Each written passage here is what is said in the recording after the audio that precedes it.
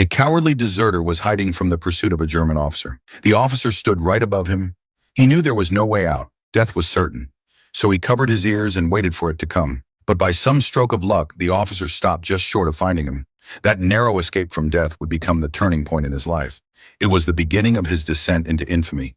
He would later become a notorious executioner. By April 1945, World War II was nearing its end. Germany's army was falling apart. Every day, more and more soldiers deserted. Harold was one of them. He had been hunted and toyed with by his own officers, who blew whistles and fired shots just to terrorize him as he ran. To Harold, every shot fired was another brush with death. Eventually, he stumbled into a forest and crawled into a hidden hollow in the ground, barely escaping with his life. Harold came across an abandoned military vehicle on the roadside. Inside, he found apples and a Luftwaffe captain's uniform. That uniform would become his contract with the devil. Wearing it, Harold wiped the dirt from his face and fully committed to the role. Was gesagt? Was habe ich gehört da? Ah?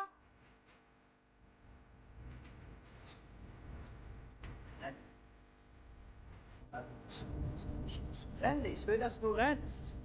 Na los, lauf. Lauf dein Leben.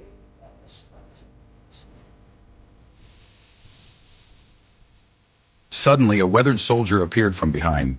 Seeing the uniform, the old soldier saluted him. He claimed he had lost contact with his unit and asked to serve under Harold's command. To prove his loyalty, he offered to repair a nearby car. It was then that Harold realized just how powerful the uniform really was. He knew the man in front of him was also a deserter, but instead of calling him out, he played along and accepted him as a follower. A door to a new world had just opened. In search of food, the two soon arrived at a local inn. As they entered, they shouted, "Heil Hitler!" But no one inside responded. The German army had clearly lost the people's support. Still, Harold was cunning. He pulled out a notebook and pen, claiming to be a special envoy of the Fuhrer, sent to record wartime damages so compensation could be arranged later. At the mention of compensation, the atmosphere shifted instantly. The innkeeper even brought out roast meat to welcome them. But the starving old soldier ate so ravenously that it raised suspicion. They didn't look like officials at all. As soon as the food hit the table, the old soldier devoured it without hesitation. Harold, though equally hungry, noticed the owner's watchful eyes. He forced himself to stay composed and refined. He thought they'd finally enjoy a good night's rest, but the innkeeper soon dragged in a captured deserter, curious to see how Harold would deal with him, a test of his authority. The man before him was no different from Harold himself, but without a moment's hesitation, Harold picked up a gun and pulled the trigger. That was the moment a cold-blooded killer was born. Harold stared at the uniform, unsure whether it was a gift from God or a gift from the devil.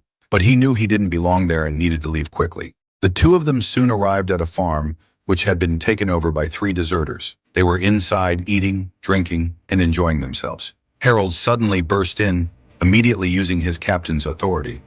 When the others saw his uniform, they immediately lowered their guns. But the leader of the deserters noticed the flaw right away. The pants of this captain didn't fit properly. High-ranking military uniforms were always custom-made. He realized Harold was an imposter, but he didn't call him out. Instead, he voluntarily invited him to join their group. And so, Harold's squad was officially formed. On their way, they recruited 2 artillerymen. Harold was already starting to believe he was a real captain. He even had his men practice anti-aircraft shooting. He began to relish the privileges that came with the title of captain.